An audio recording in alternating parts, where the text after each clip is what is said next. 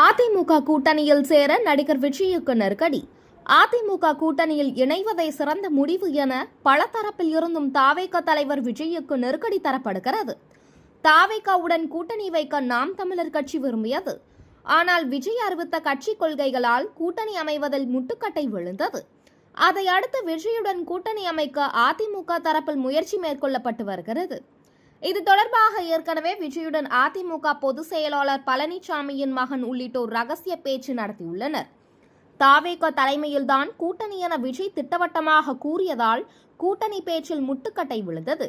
இந்நிலையில் விஜய் கட்சியில் சமீபத்தில் இணைந்த ஆதவர்ஜுனா உள்ளிட்டவர்கள், யூடியூபர்கள், விஜய் ஆதரவு தொழிலதிபர்கள், கிறிஸ்தவ அமைப்புகள் தரப்பில் இருந்து அதிமுக கூட்டணியில் சேருமாறு விஜய்க்கு அழுத்தம் தரப்படுவதாக கூறப்படுகிறது. அதிமுகவுடன் கூட்டணி அமைத்தால் 60 தொகுதிகள் வரை வெல்வதற்கு வாய்ப்புள்ளது. எதிர்க்கட்சி தலைவர் வாய்ப்பும் கிடைக்கும். அதை வைத்து அரசியல் செய்து அடுத்த தேர்தலில் முதல்வர் நாற்காலியை பிடிக்க முடியும்.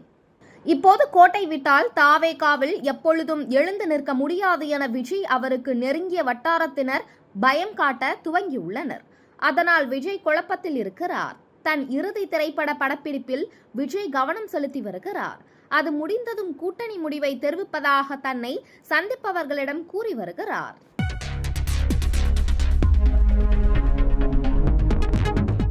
செய்திகளை உடனுக்குடன் தெரிந்து கொள்ள வேதா நியூஸ் டைம் சேனலை சப்ஸ்கிரைப் பண்ணுங்க.